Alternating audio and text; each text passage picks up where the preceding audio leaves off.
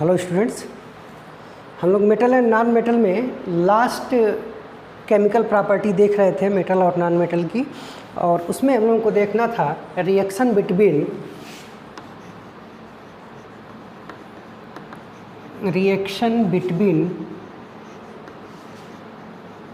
Metal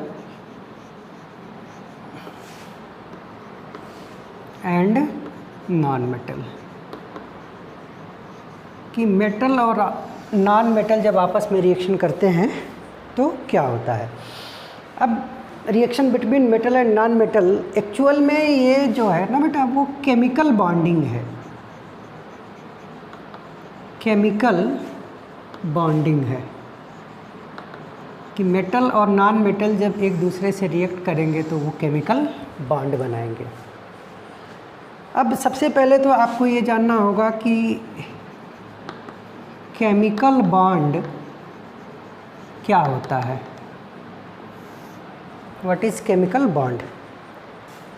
तो किसी भी दो एटम, आयन या मॉलिक्यूल को जो फोर्स एक साथ रखता है, एक साथ उनको बाउंड करता है, उसी बॉन्ड को हम बोलते हैं chemical bond.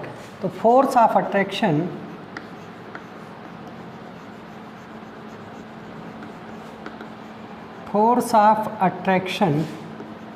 which bind molecules या atoms या ions together is called chemical bond। वो फोर्स जो किसी दो आयन को, एटम को या मॉलिक्यूल को एक साथ बांध के रखता है, उसी फोर्स को हम बोलते हैं केमिकल बॉन्ड।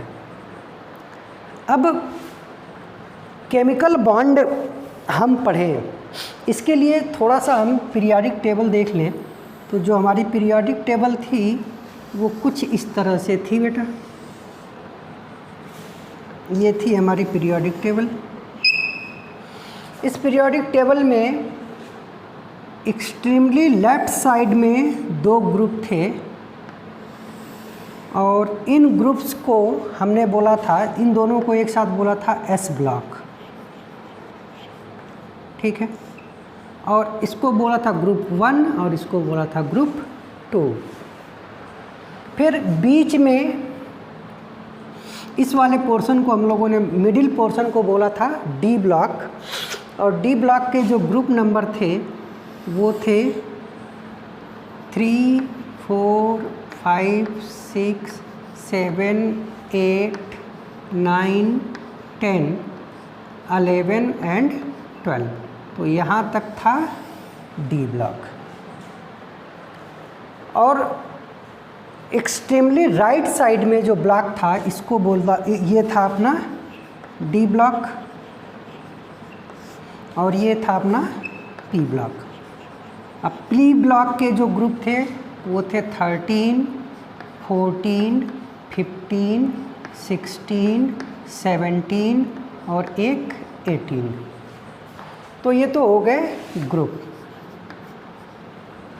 ठीक है। अब ग्रुप में जैसे फर्स्ट और सेकंड ग्रुप की बात करें तो इसमें सबसे पहला एलिमेंट था हाइड्रोजन, फिर lithium, sodium, potassium, rubidium, caesium और लास्ट में था फ्रेंशियम। सेकेंड ग्रुप के एलिमेंट थे beryllium, magnesium, calcium, strontium, barium और रेडॉन। फिर हम डी ब्लॉक की बात नहीं करेंगे। फिर आ जाते हैं पी ब्लॉक में। तो पी ब्लॉक के जो एलिमेंट थे, पी ब्लॉक में जो 13 ग्रुप का एलिमेंट था वो था बोरॉन, एल्यूमिनियम, गैलियम, इंडियम और थैलियम। फिर 14 ग्रुप में था कार्बन, सिलिकॉन, जर्मेनियम, टिन और लेड। 15 ग्रुप में नाइट्रोजन, फास्फोरस, आर्सेनिक,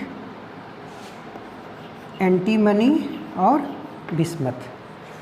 16 ग्रुप में था ऑक्सीजन, सल्फर, सिलेनियम, टिलेनियम और पोलोनियम।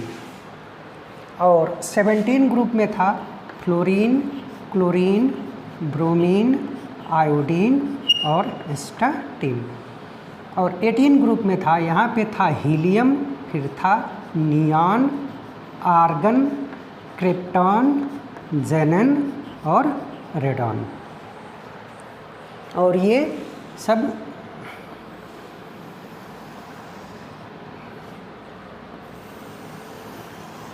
डी ब्लॉक के एलिमेंट थे। जैसे डी ब्लॉक में ये था साइंस,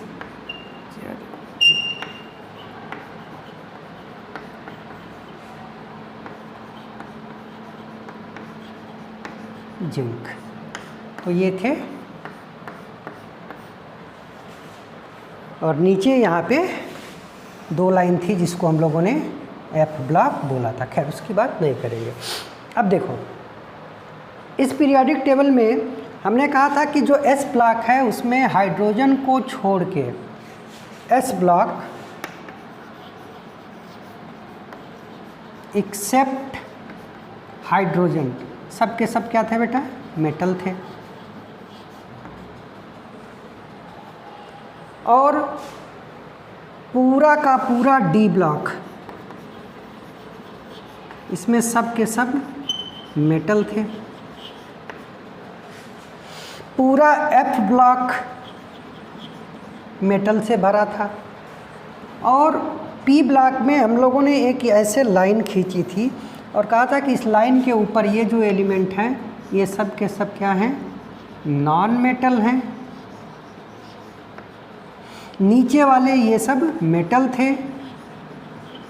और इस लाइन पे जो पढ़ते थे उनको हम लोगों ने कहा था कि ये सेमी मेटल थे। ठीक है, तो ये तो मेटल और नॉन मेटल की पोजीशन हो गई। अब जब हम इस पीरियोडिक टेबल के एलिमेंट के ऊपर नज़र डालते हैं और आज के डेट में देखते हैं तो हमने ये देखा कि ये जो 18 ग्रुप के एलिमेंट्स हैं ये किसी दूसरे एलिमेंट से या आपस में कंबाइन नहीं करते हैं, ये फ्री स्टेट में रहते हैं। और बाकी जितने एलिमेंट हैं वो फ्री स्टेट में नहीं रहेंगे, या तो वो खुद से या किसी दूसरे के साथ कंबाइंड फॉर्म में होते हैं। तो फिर ये सोचा गया कि क्या कारण है कि इस ग्रुप नंबर 18 को छोड़ के बाकी जितने भी एलिमेंट हैं कभी वो फ्री स्टेट में नहीं पाए जाएंगे और 18 वाले एलिमेंट कभी भी दूसरों से कंबाइंड फॉर्म में नहीं होते हैं। तो जब इसका रीज़न ढूंढा गया तो ये देखा गया कि हीलियम के वैलेंस शेल में 2 इलेक्ट्रॉन हैं। हीलियम के वैलेंस शेल में 2 इलेक्ट्रॉन हैं और बाकी जो 18 ग्रुप के एलिमेंट हैं उनके वैलेंस शेल में 8 इलेक्ट्रॉन होते हैं। और बाकी इनके अलावा जो एलिमेंट हैं उनके वैलेंस शेल में 8 इलेक्ट्रॉन नहीं थे। जैसे आपने पढ़ा होगा कि मेटल के वैलेंस शेल में 1, 2 या 3 इलेक्ट्रॉन होते हैं। नॉन मेटल के वैलेंस शेल में 4, 5, 6, 7 या 8 इलेक्ट्रॉन होते हैं। और इसमें 8 तो यही ये 18 ग्रुप वाला था। तो इसीलिए 18 ग्रुप चूँकि किसी से रिएक्ट नहीं करता है तो इसको बोलते हैं नोबल गैसेस, या इसी का नाम है इनर्ट गैसेस। नोबल या इनर्ट का मतलब कि ये किसी दूसरे से रिएक्शन नहीं करेगा। ठीक है, तो एक बात तो क्लियर हो गई कि जो रिएक्ट नहीं कर रहा है उसके वैलेंस शेल में 8 इलेक्ट्रॉन हैं हीलियम को छोड़ के, और जो रिएक्ट कर रहे हैं उनके वैलेंस शेल में 1 से लेके और 7 तक इलेक्ट्रॉन होगा। और जैसे ही ये किसी दूसरे के साथ जुड़ जाते हैं तो फिर उनके वैलेंस शेल में भी 8 इलेक्ट्रॉन हो जाता था। तो इससे ये बात निकल के आई कि जितने एटम आपस में या किसी दूसरे एटम के साथ कंबाइंड कर रहे हैं तो वो चाहते हैं कि उनके वैलेंस शेल में 8 इलेक्ट्रॉन हो जाए। तो एक जनरल बात ये कहेंगे कि हर एलिमेंट जिसके वैलेंस शेल में 8 इलेक्ट्रॉन नहीं है वो ये चाहता है कि उसके वैलेंस शेल में 8 इलेक्ट्रॉन हो जाए। और इसी चीज़ को हम लोगों ने बोला octet rule. Octet rule, octet का मतलब 8। ये हर एलिमेंट ये चाहता है कि उसके वैलेंस शेल में 8 इलेक्ट्रॉन हो जाए। और यही 8 इलेक्ट्रॉन करने के लिए वो आपस में कंबाइंड करते हैं। ठीक है बेटा, तो आपको ये समझ में आ गया कि केमिकल बॉन्ड होता क्या है। केमिकल बॉन्ड बनाने का कारण क्या है कि सब चाहते हैं कि उनके ऑक्टेट में मतलब वैलेंस शेल में 8 इलेक्ट्रॉन हो जाए। क्लियर। अब थोड़ी सी बात देखो, जैसे आपको पता है कि ये फर्स्ट ए के एलिमेंट हैं तो इसमें वैलेंस इलेक्ट्रॉन फर्स्ट ए में 1 वैलेंस इलेक्ट्रॉन होता है, सेकंड में 2 वैलेंस इलेक्ट्रॉन होते हैं, डी ब्लॉक की बात नहीं करेंगे। 13 में 3 वैलेंस इलेक्ट्रॉन होते हैं, 14 में 4 वैलेंस इलेक्ट्रॉन होते हैं, 15 में 5 होते हैं, 16 में 6 वैलेंस इलेक्ट्रॉन होते हैं और 17 में 7 वैलेंस इलेक्ट्रॉन होते हैं। यानी कि ये फर्स्ट ए के जो एलिमेंट हैं या ग्रुप 1 के जो एलिमेंट हैं, ग्रुप 1 के एलिमेंट के वैलेंस शेल में चाहे लिथियम और sodium, potassium, rubidium, caesium, francium, सबके वैलेंस शेल में 1 इलेक्ट्रॉन होगा। इसी तरह से ग्रुप सेकेंड वाले जितने भी एलिमेंट हैं, बेरिलियम, मैग्नीशियम, कैल्शियम, स्ट्रोंशियम, सब में 2 वैलेंस इलेक्ट्रॉन होंगे। यहाँ पे 13 ग्रुप के एलिमेंट के वैलेंस शेल में 3 इलेक्ट्रॉन होंगे। अब देखो याद करने का तरीका क्या है। अगर हम यहाँ पे 0 कर दें और ये 0 कर दें तो ये 0 1 0 2, ये 13 14 15 16 17 18 और ये ग्रुप नंबर है। अब जैसे हम आपसे पूछें कि मान लो कोई नंबर लिखा है 25 और इसमें वंस की प्लेस वैल्यू क्या है तो आप कहोगे 5। तो किसी भी एलिमेंट में अगर आपको वैलेंस इलेक्ट्रॉन निकालना है, क्या निकालना बेटा? Valence electron. तो जो भी उसका ग्रुप नंबर है, जैसे मान लो आपको 13 का निकालना है तो ग्रुप नंबर 13 हो गया। अब इसमें वंस की जो प्लेस वैल्यू है 3, वही इसके वैलेंस इलेक्ट्रॉन होंगे। 16 वंस की प्लेस वैल्यू 6, तो वैलेंस इलेक्ट्रॉन 6। ठीक है, तो ये आपको वैलेंस इलेक्ट्रॉन निकालने का तरीका आना चाहिए। अब जैसे मान लो मैंने आपसे पूछा कि सल्फ़र में वैलेंस इलेक्ट्रॉन, तो आपको पता होना चाहिए कि सल्फ़र 16 ग्रुप का एलिमेंट है और 16 ग्रुप का एलिमेंट है तो 16 में वंस की प्लेस वैल्यू 6 होगी तो वैलेंस इलेक्ट्रॉन भी 6 होंगे। हमने आपसे पूछा कैल्शियम, तो आपको पता होना चाहिए कि कैल्शियम सेकेंड ग्रुप का एलिमेंट है और सेकेंड ग्रुप के एलिमेंट में जो सेकेंड है ये वंस की प्लेस वैल्यू है 2, तो इसमें वैलेंस इलेक्ट्रॉन होंगे 2। तो इस तरह से आप किसी भी एलिमेंट में वैलेंस इलेक्ट्रॉन निकाल सकते हो। ठीक है, अब देखो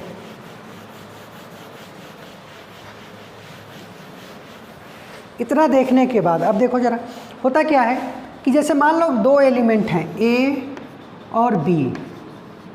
ए भी चाहता है कि इसके वैलेंस शेल में 8 इलेक्ट्रॉन हो जाए और बी भी चाहता है कि इसके भी वैलेंस शेल में 8 इलेक्ट्रॉन हो जाए। तो अब ये एक दूसरे से बॉन्ड बनाएंगे और एक दूसरे के ऑक्टेट को यानी कि वैलेंस शेल में 8 इलेक्ट्रॉन करने की कोशिश करेंगे। और ये काम 3 तरीके से करेंगे। पहला तरीका क्या होगा कि ए क्या करेगा, अपने कुछ इलेक्ट्रॉन बी को दे देगा, अपने कुछ इलेक्ट्रॉन बी को देगा। तो जब ये इलेक्ट्रॉन अपने कुछ बी को दे देगा तो ए का भी ऑक्टेट कंप्लीट हो जाएगा और बी का भी ऑक्टेट कंप्लीट हो जाएगा। और इस प्रोसेस में ए के ऊपर पॉजिटिव चार्ज आ जाएगा और बी के ऊपर नेगेटिव चार्ज आ जाएगा। अब ऑक्टेट कंप्लीट करने के लिए ए ने जितने इलेक्ट्रॉन दिए हैं उतना पॉजिटिव चार्ज, मान लो n इलेक्ट्रॉन दिए तो n पॉजिटिव चार्ज आ जाएगा, और B ने जितने इलेक्ट्रॉन लिए हैं, मान लो y इलेक्ट्रॉन लिए हैं, तो y उसके ऊपर नेगेटिव चार्ज आ जाएगा।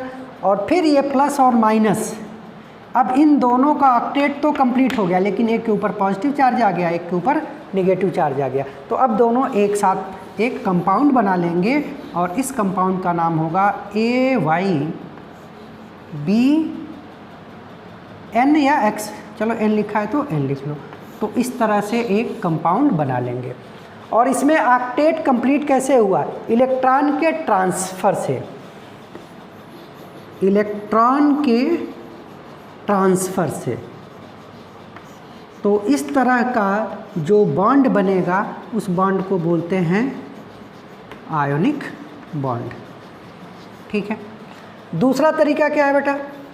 दूसरा तरीका ये है कि ए भी अपना इलेक्ट्रॉन नहीं देना चाहता है, बी भी नहीं देना चाहता है, तो फिर क्या करेंगे? ये इलेक्ट्रॉनों की शेयरिंग कर लेंगे। जैसे ए ने कहा कि चलो एक इलेक्ट्रॉन की कमी मेरे पास है और एक इलेक्ट्रॉन की कमी तुम्हारे पास है, तो दोनों लोग एक एक इलेक्ट्रॉनों की शेयरिंग कर लेते हैं, तो दोनों के ऑक्टेट या वैलेंस शेल में 8 इलेक्ट्रॉन हो जाएंगे और ए और बी के बीच में एक बॉन्ड बन जाएगा।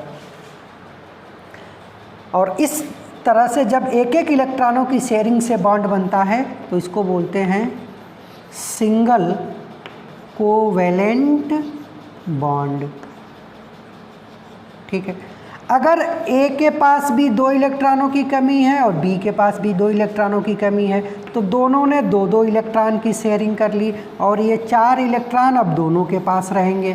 तो इस तरह से जो बॉन्ड बनेगा ये कोवैलेंट बॉन्ड होगा, और चूंकि 2-2 इलेक्ट्रॉनों की शेयरिंग हुई है तो इसको बोलेंगे double covalent bond, double covalent bond.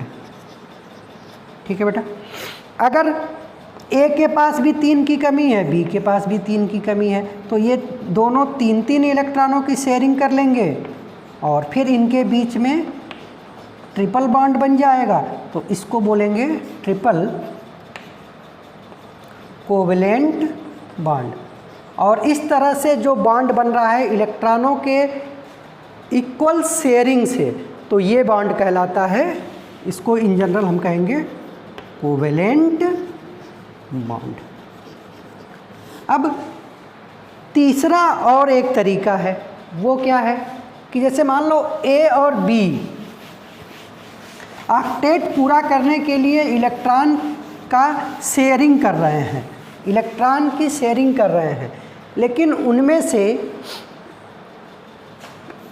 जो इलेक्ट्रॉन शेयर किया जाएगा किसी एक द्वारा, जैसे ये दोनों आपस में इलेक्ट्रॉन शेयर करेंगे, लेकिन जो शेयर्ड इलेक्ट्रॉन होगा कोई एक ही देगा। जैसे मान लो ए दे रहा है, बी नहीं दे रहा है, ए ने अपना इलेक्ट्रॉन दिया तो इस इलेक्ट्रॉन के ऊपर दोनों का राइट रहेगा, लेकिन ये इलेक्ट्रॉन है किसका? ए का। तो जब इस तरह की शेयरिंग होगी जिसमें शेयर्ड इलेक्ट्रॉन कोई एक ही देगा, तो इस तरह के बॉन्ड को बोलते हैं कोऑर्डिनेट बॉन्ड।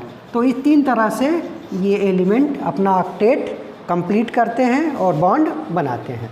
अब हमको इस चैप्टर में सिर्फ आयोनिक बॉन्ड के बारे में पढ़ना है जो मेटल और नॉन मेटल के लिए होता है। अब देखो क्या है,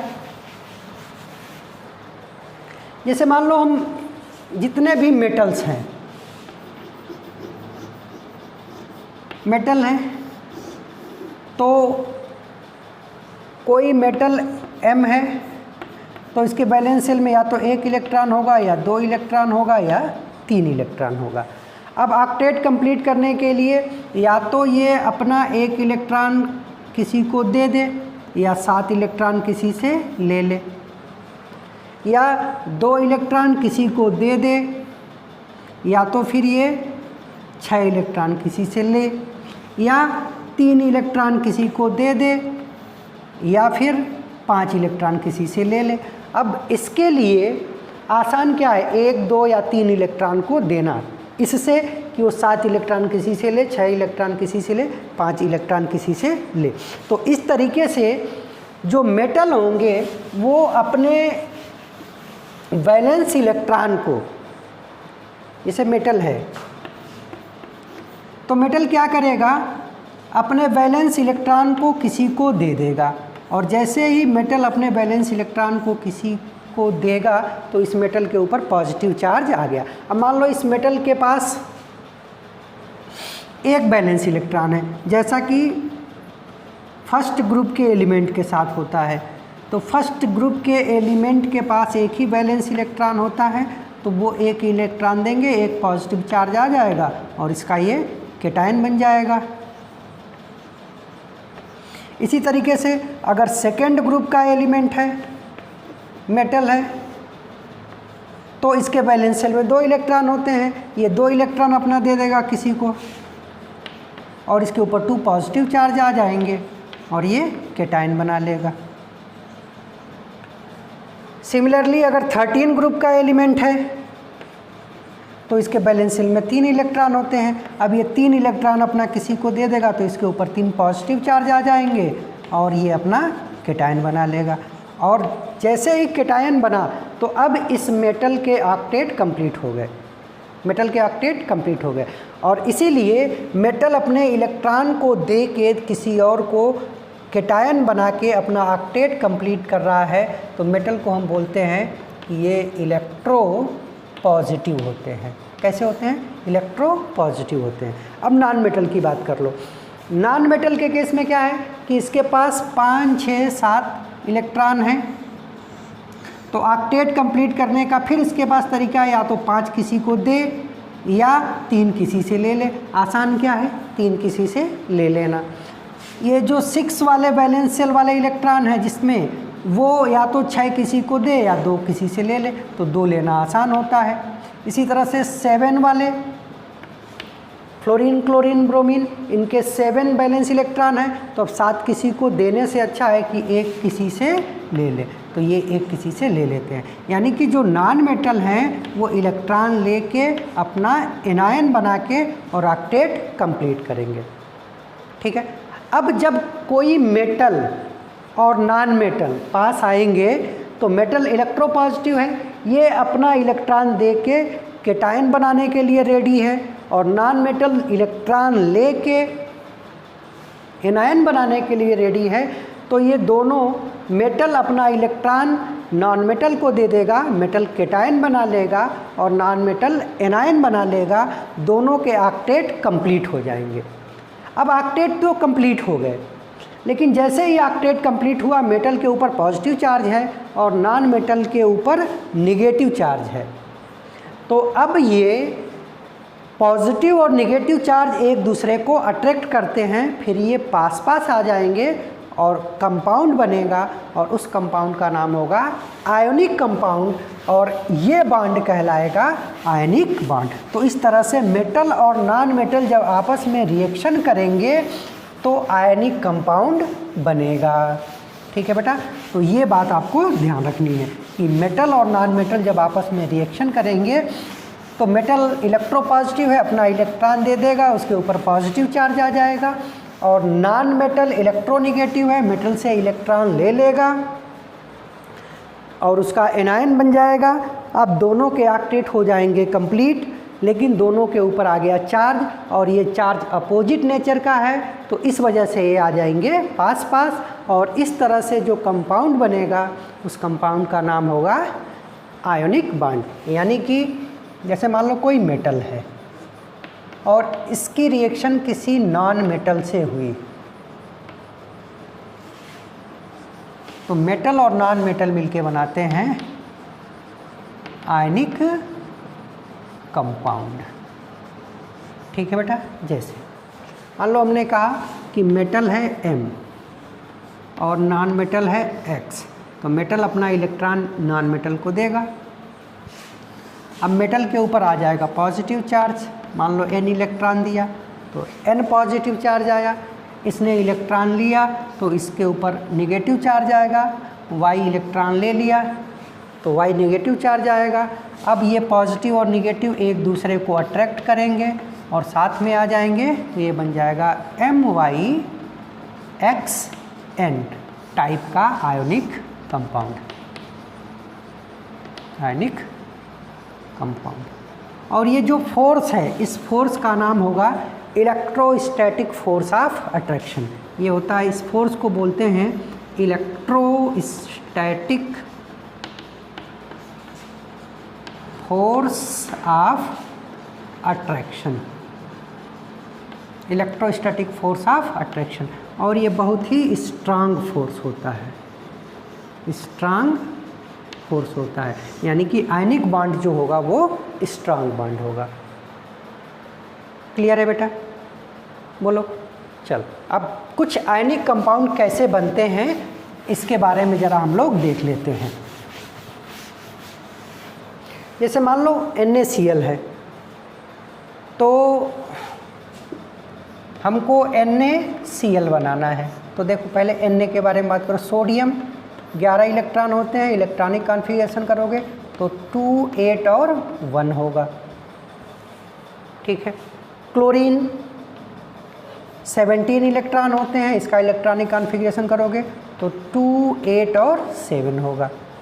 अब देखो, अगर ये एक इलेक्ट्रॉन किसी को दे दे तो अब ये इसका बैलेंस शेल हो जाएगा और बैलेंस शेल में 8 इलेक्ट्रॉन हो जाएंगे। इसको अगर एक इलेक्ट्रॉन मिल जाए तो इसके बैलेंस शेल में 8 इलेक्ट्रॉन हो जाएंगे। तो क्या करेगा सोडियम, एक इलेक्ट्रॉन अपना निकालेगा, तो अब ये बनेगा, अब एक इलेक्ट्रॉन निकाल दिया तो इसके ऊपर आ गया पॉजिटिव चार्ज। अब इसका इलेक्ट्रॉनिक कॉन्फ़िगरेशन हो गया 2 8। तो अब ऑक्टेट कंप्लीट होगा और यही इलेक्ट्रॉन सोडियम क्या क्लोरीन ले लेगा। जैसे ही लेगा तो क्लोरीन के ऊपर निगेटिव चार्ज आ जाएगा, निगेटिव चार्ज आएगा और ऑक्टेट इसका 2 8 8 कंप्लीट हो गया। तो सोडियम ने अपना कैटायन बनाया, क्लोरीन ने अपना एनायन बनाया, दोनों के ऑक्टेट कंप्लीट हो गए। अब इनके ऊपर आ गया, एक के ऊपर पॉजिटिव एक के ऊपर नेगेटिव, तो अब ये दोनों एक साथ आ जाएंगे और ये बनेगा Na प्लस और Cl माइनस, NaCl, और ये कंपाउंड कहलाएगा आयनिक कंपाउंड। ठीक है। और इनके बीच में ये जो फोर्स होगा, इस फोर्स का नाम होगा electrostatic force of attraction, electrostatic force of attraction. और ये बहुत ही स्ट्रांग फोर्स होता है। तो इस तरह से सोडियम क्लोराइड बन जाएगा। ठीक है। अब देखो, मान लो हमको मैग्नीशियम क्लोराइड बनाना है। मैग्नीशियम क्लोराइड बनाना है, MgCl2। तो देखो बेटा, Mg valence electron 12, electronic configuration करोगे 2 8 और 2। अब ऑक्टेट कंप्लीट करने के लिए 2 इलेक्ट्रॉन देना पड़ेगा, तो ये 2 इलेक्ट्रॉन अपना निकालेगा और बनेगा Mg++। ठीक। क्लोरीन है, क्लोरीन का इलेक्ट्रॉनिक कॉन्फ़िगरेशन होता है 2 8 7। अब एक क्लोरीन को एक ही इलेक्ट्रॉन की कमी है और मैग्नीशियम दे रहा है 2 इलेक्ट्रॉन, तो मैग्नीशियम के साथ अब 2 क्लोरीन आ जाएंगे। तो 2 क्लोरीन मिलके अपना ये मैग्नीशियम वाले 2 इलेक्ट्रॉन ले लेंगे और अब इनका जो इलेक्ट्रॉनिक कॉन्फ़िगरेशन हो जाएगा वो हो जाएगा 2 8 और 8। अब ये दोनों मिलके बना लेंगे MgCl2। यहाँ पे 2 पॉजिटिव चार्ज होगा और यहाँ पे, और इन दोनों को जो आयंस को जो बांध के रखेगा वो फोर्स कहलाएगा इलेक्ट्रोस्टैटिक फोर्स ऑफ अट्रैक्शन। तो इस तरह से बन जाएगा। ठीक है। अब मान लो हमको मैग्नीशियम का ऑक्साइड बनाना है, मैग्नीशियम का ऑक्साइड बनाना है, MgO, तो फिर से Mg 2 8 2 और ऑक्सीजन 2 8 6। इसके पास 2 ज़्यादा हैं तो ये 2 दे देगा, तो बन जाएगा Mg++। प्लस प्लस 2 इलेक्ट्रॉन निकाल के, और इसके पास 2 की कमी है तो यही 2 इलेक्ट्रॉन ये ले लेगा, तो ये बन जाएगा O माइनस माइनस। अब मैग्नीशियम का भी ऑक्टेट कंप्लीट हो गया 2 और 8, ऑक्सीजन का भी ऑक्टेट कंप्लीट हो गया 2 8 8। अब ये एक के ऊपर 2 पॉजिटिव चार्ज है, एक के ऊपर 2 नेगेटिव चार्ज है, एक दूसरे से जुड़ जाएंगे, ये बन जाएगा Mgf, और इन दोनों को जोड़ के रखने वाला जो फोर्स होगा वो कहलाएगा इलेक्ट्रोस्टैटिक फोर्स ऑफ अट्रैक्शन, और ये बहुत ही स्ट्रांग फोर्स होगा, स्ट्रांग फोर्स होगा। ठीक है, तो इस तरह से जब मेटल और नॉन मेटल आपस में रिएक्ट करेंगे, मेटल इलेक्ट्रोपॉजिटिव है, अपने इलेक्ट्रॉन वो नॉन मेटल जो कि इलेक्ट्रोनेगेटिव है उनको देगा, दोनों अपने ऑक्टेट कंप्लीट करेंगे, लेकिन मेटल के ऊपर पॉजिटिव चार्ज आ जाएगा, नॉन मेटल के ऊपर नेगेटिव चार्ज आ जाएगा, और फिर ये दोनों एक फोर्स से बॉन्ड हो जाएंगे। उसी फोर्स को बोलते हैं इलेक्ट्रोस्टैटिक फोर्स ऑफ अट्रैक्शन, या इसी का नाम दिया जाता है ionic bond. Ionic bond, simple language में इसको इस तरह के बॉन्ड बनने को बोलते हैं आयनिक बॉन्ड। ठीक है, और इस तरह से जो कंपाउंड बनता है उस कंपाउंड को बोलते हैं आयनिक कंपाउंड। अभी देखो इसमें एक्चुअल में क्या हो रहा है, इलेक्ट्रॉनों का ट्रांसफ़र हो रहा है। मेटल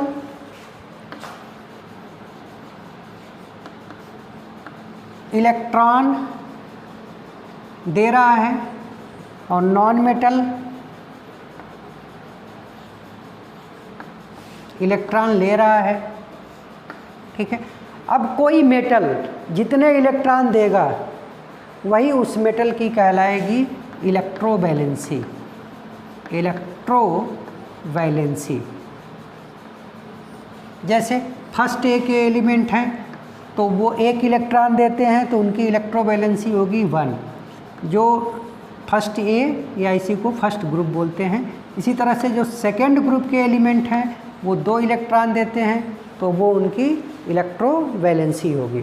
जो 13 ग्रुप के एलिमेंट हैं वो 3 इलेक्ट्रॉन देते हैं तो उनकी इलेक्ट्रोवैलेंसी 3 होगी। तो ये हो गई इनकी इलेक्ट्रोवैलेंसी।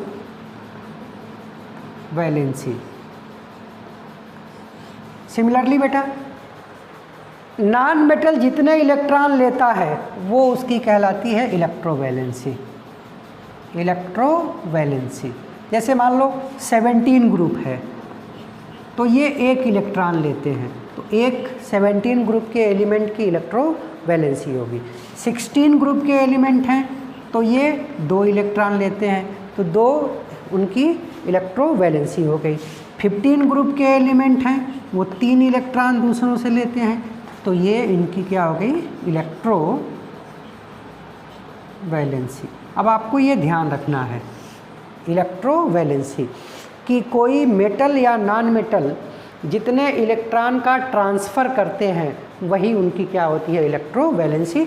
आपको ध्यान रखना कि फर्स्ट एक ग्रुप के एलिमेंट है उनकी इलेक्ट्रोवैलेंसी 1 होगी, सेकेंड ग्रुप के एलिमेंट है उनकी इलेक्ट्रोवैलेंसी 2 होगी, 13 ग्रुप के एलिमेंट की इलेक्ट्रोवैलेंसी 3 होगी, 17 ग्रुप के एलिमेंट की इलेक्ट्रोवैलेंसी 1 होगी, 16 ग्रुप की इलेक्ट्रोवैलेंसी 1 होगी और 15 ग्रुप के एलिमेंट की इलेक्ट्रोवैलेंसी 3 होगी।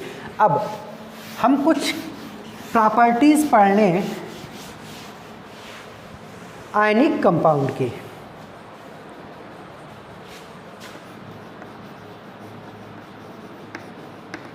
Properties of ionic compound. तो इसमें सबसे पहली प्रॉपर्टी हम पढ़ेंगे फिजिकल स्टेट। फिजिकल स्टेट देखो बेटा, फिजिकल स्टेट का मतलब कि आयनिक कंपाउंड क्या होंगे, सॉलिड होंगे, लिक्विड होंगे कि गैसियस स्टेट में होंगे।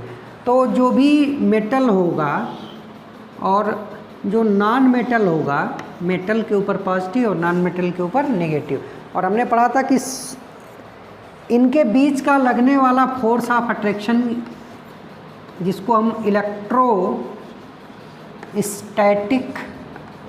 फोर्स बोलते थे या इसी को आयनिक बॉन्ड बोलते थे, ये बहुत ही स्ट्रांग बॉन्ड होता है, बहुत स्ट्रांग फोर्स होता है। और स्ट्रांग फोर्स होने का मतलब कि ये कैटायन और एनायन मैक्सिमम जितने पास आ सकते हैं उतने पास आ जाएंगे, और जब बिल्कुल पास पास आ जाएंगे तो ये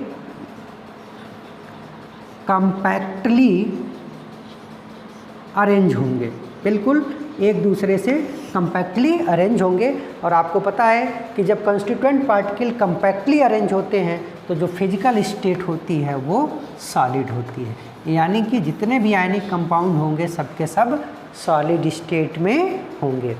आपसे पूछा जाएगा क्यों होंगे सॉलिड स्टेट में, तो आप ये बताएंगे कि जो इलेक्ट्रोस्टैटिक फोर्स ऑफ अट्रैक्शन या आयनिक बॉन्ड होता है वो स्ट्रांग बॉन्ड होता है, और इसके वजह से कैटायन और आयनायन बिल्कुल पास पास आ जाएंगे, पास पास आ जाएंगे तो ये सॉलिड के रूप में होंगे।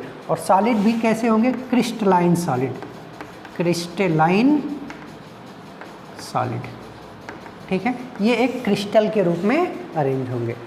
सेकेंड प्रॉपर्टी है इनका melting point and boiling point. देखो बेटा, मेल्टिंग और बॉइलिंग का मतलब ये है कि इस फोर्स को तोड़ना। हम हीट करेंगे तो ये फोर्स टूटेगा, क्योंकि ये फोर्स बहुत स्ट्रांग है, तो इस फोर्स को तोड़ने के लिए हमको बहुत ज़्यादा एनर्जी देनी पड़ेगी।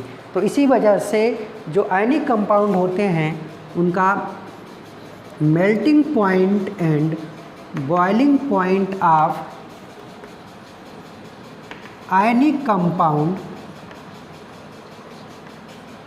इज़ वेरी हाई, बहुत ज़्यादा होता है, ठीक है।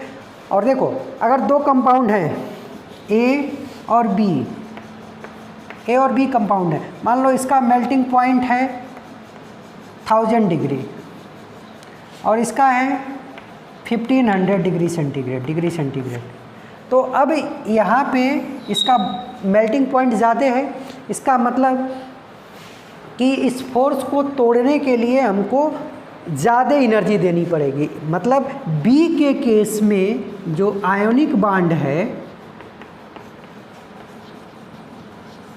ये मोर स्ट्रांग है, ज़्यादा स्ट्रांग है, ठीक है। तो आप एक बात ये भी देख सकते हैं कि मेल्टिंग पॉइंट से आप इस बॉन्ड की स्टेबिलिटी या इस कंपाउंड की स्टेबिलिटी पता कर सकते हैं। जितना ज़्यादा मेल्टिंग पॉइंट होगा बॉन्ड उतना स्ट्रांग होगा, और अगर बॉन्ड स्ट्रांग होगा तो वो कंपाउंड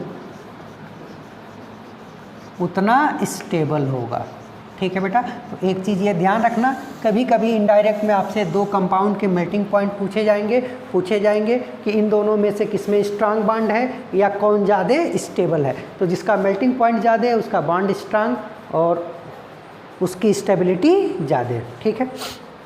उसके बाद मेल्टिंग पॉइंट और बॉइलिंग पॉइंट के बाद इनकी कंडक्टेंस की आयनिक कंपाउंड कंडक्टर होते हैं कि नहीं, मतलब ये इलेक्ट्रिसिटी कंडक्ट कर सकते हैं कि नहीं।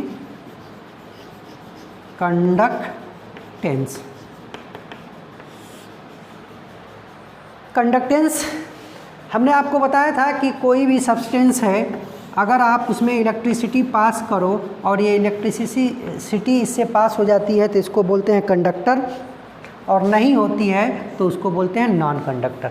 अब कोई सब्सटेंस कंडक्टर है या नहीं है, उसके लिए ज़रूरी होता है कि उसके पास चार्ज कैरियर होना चाहिए, चार्ज कैरियर। और ये चार्ज कैरियर दो तरह के होते हैं, एक होता है फ्री इलेक्ट्रॉन्स और दूसरा होता है फ्री आयंस। अगर किसी सब्सटेंस में या तो फ्री इलेक्ट्रॉन्स हैं या फ्री आयंस हैं तब तो वो इलेक्ट्रिसिटी को कंडक्ट करेगा, दोनों में से कुछ भी नहीं है तो वो कंडक्ट नहीं करेगा। जैसे जितने भी मेटल्स होते हैं, आपको पता है ना बेटा कि मेटल्स जो होते हैं वो इलेक्ट्रिसिटी कंडक्ट कर सकते हैं, क्योंकि उनके अंदर फ्री इलेक्ट्रॉन्स होते हैं।